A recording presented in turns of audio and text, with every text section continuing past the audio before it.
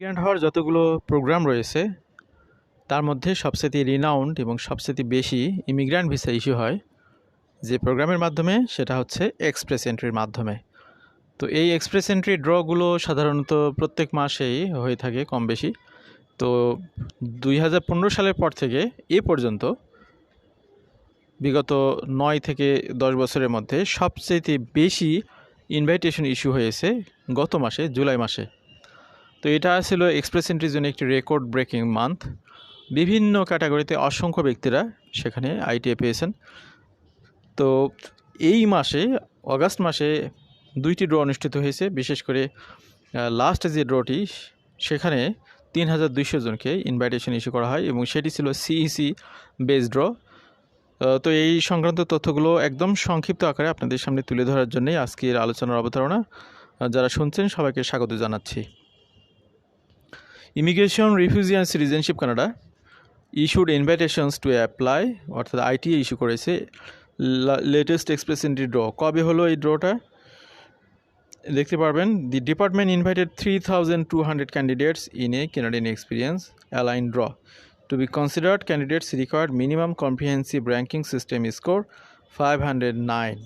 তো এখানে দুইটি বিষয়, একটি হচ্ছে 3200 জনকে আইটিএ ইস্যু করা হয়েছে।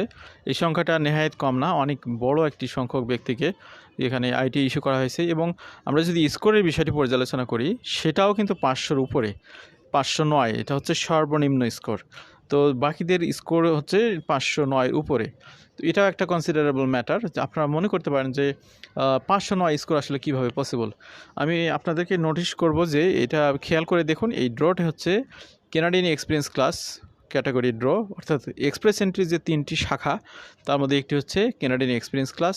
অর্থাৎ কানাডাতে বিগত 3 বছরের মধ্যে যাদের কমপক্ষে 1 বছরের জব এক্সপিরিয়েন্স রয়েছে, কোন সেক্টরে, টিআর ক্যাটাগরির 0, 1, 2, 3 এই ক্যাটাগরিগুলোতে যাদের কমপক্ষে 1 বছরের জব এক্সপিরিয়েন্স রয়েছে গত 3 বছরের মধ্যে, শুধুমাত্র তারাই এক্সপ্রেস এন্ট্রির অধীনে সিইসি অর্থাৎ Canadian এক্সপিরিয়েন্স ক্লাসে প্রোফাইল করতে পেরেছেন। এই ব্যক্তিদের কানাডাতে পড়াশোনা করার কারণে তারা এক্সট্রা বোনাস পয়েন্ট পেয়েছেন, তারা কানাডাতে জব করার জন্য এক্সট্রা বোনাস পয়েন্ট পেয়েছেন, এরপরে তাদের রিলেটিভস থাকার কারণে বোনাস পয়েন্ট পেয়েছেন। তো রিলেটিভসটা খুব বেশি ম্যাটার না, মোট কথা হলো তারা সেখানে পড়াশোনা করেছেন অথবা জব, যারা ওয়ার্ক পারমিট ভিসা নিয়ে এসেছেন তারাও কিন্তু এখানে Canadian এক্সপিরিয়েন্স ক্লাসে সুযোগ পান। তো এখানে বোনাস পয়েন্টগুলো পাওয়ার কারণেই মূলত এক্সপ্রেস এন্ট্রি যে 1200-র মধ্যে স্কোরিং, সেখানে তারা এই 509-এর উপরে স্কোর পাওয়ার কারণে এই ইনভাইটেশনগুলো পেয়েছেন। কিন্তু আমরা যদি জেনারেল ড্রতে দেখি, বা যারা কানাডার বাইরে থেকে যারা প্রোফাইল করেছেন, তাদের পক্ষে কিন্তু 500 স্কোর করা সো টাফ, অলমোস্ট ইম্পসিবল। এই কারণে কিন্তু আপনার অল প্রোগ্রাম ড্রতে কানাডার বাইরে থেকে যারা আবেদন করেন তারা কিন্তু খুব বেশি একটা সুযোগ পান না, সুবিধা করতে পারেন না। এই বিষয়টি একটু তুলনামূলক বিশ্লেষণ করলাম। এই বিষয়গুলো জানেন, আবার অনেকে হয়তো জানেন না। আর একটি ড্রতে আমরা দেখতে পাচ্ছি প্রভিন্সিয়াল নমিনি প্রোগ্রামের একটি ড্র হয়েছে। সেখানে 763 জনকে ইনভাইটেশন ইস্যু করা হয়েছে, যেখানে সিআরএস স্কোরের রিকোয়ারমেন্ট ছিল 690। তো এখানে অনেকে মনে করতে পারেন যে 690 এটা তো অনেক মানে হাই স্কোর। তা অ্যাকচুয়ালি এটা কিন্তু হাই স্কোর না, কারণ এই 690-এর মধ্যে বোনাস পয়েন্টই হচ্ছে 600 আর 90 হচ্ছে বেস স্কোর।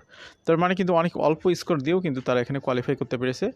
এখানে দেখা গেলো যে প্রভিন্সিয়াল স্কোর যেটি, সেটির সাথে আপনার এখানে বোনাস পয়েন্ট যুক্ত হয়েছে 600, অর্থাৎ নমিনেশন পাওয়ার কারণে। তো এই কারণেই মূলত দেখা গেল যে নমিনেশন পাওয়াটা অনেক গুরুত্বপূর্ণ একটা ইস্যু। তো নমিনেশন কারা পায়? নমিনেশন পায় তারাই যাদের যে আপনি যে প্রভিন্সের জন্য আবেদন করতেছেন, সেই প্রভিন্সে যদি ইন ডিম্যান্ড জবের মধ্যে আপনার প্রফেশনটি পড়ে, সেক্ষেত্রে আপনি নমিনেশন পেতে পারেন। আপনার যদি ক্লোজ রিলেটিভস কানাডাতে থাকে, ক্লোজ রিলেটিভস বলতে আপনার কাজিন পর্যন্ত, সেক্ষেত্রে আপনি তার রেফারেন্সে আপনি কিছু বোনাস পয়েন্ট পাবেন। সেই বোনাস পয়েন্ট দিয়ে আপনার এখানে নমিনেশন পাওয়ার পসিবিলিটি বেড়ে যাবে। আপনার যদি কোনো জব অফার থাকে কানাডা থেকে, বিশেষ করে সাসকাচুয়ান বা ব্রিটিশ কলাম্বিয়া, অ্যালবার্টা, এগুলো থেকে যদি জব অফার থাকে, তাহলে সেক্ষেত্রেও আপনার এখানে বোনাস পয়েন্ট আপনি পাবেন। এবং সেই বোনাস পয়েন্টের রেফারেন্সে আপনি একটি প্রভিন্সিয়াল নমিনেশন বা নমিনেশন পেপার পাবেন। সেটি আপনি যখন এক্সপ্রেস এন্ট্রিতে আপলোড করবেন, তখন সেটার রেফারেন্সে আপনি 600 বোনাস পয়েন্ট পাচ্ছেন। সাথে আপনার বেস স্কোর অর্থাৎ জেনারেল যে স্কোর, সেটি যুক্ত হলে অনায়াসে আপনার জন্য কোয়ালিফাই করাটা সম্ভব হয় বা পসিবল হয়। তো এই হচ্ছে অবস্থা। আশা করছি বিষয়গুলো বুঝতে পেরেছেন। এখানে টেবিলের মধ্যে আপনাদেরকে দেখালাম 14ই আগস্ট এবং 13ই আগস্ট।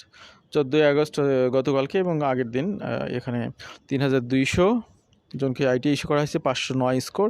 13ই আগস্টে 763 জনকে ইনভাইটেশন ইস্যু করা হয়েছে, 690 স্কোর। তো এই হলো অবস্থা। তো আমরা আলোচনা দীর্ঘায়িত করব না, যেহেতু আজকে শর্ট আলোচনার কথা বলেছি এক্সপ্রেস এন্ট্রি কেন্দ্রিক। এক্সপ্রেস এন্ট্রি নিয়ে আপনাদের কারো কোনো কোয়েরিজ থাকলে অবশ্যই জানাবেন, নক দিবেন। চেষ্টা করব আপনাদেরকে সঠিক তথ্য দিয়ে সহযোগিতা করার। তো ভালো থাকবেন সবাই। আল্লাহ হাফিজ, আসসালামু আলাইকুম।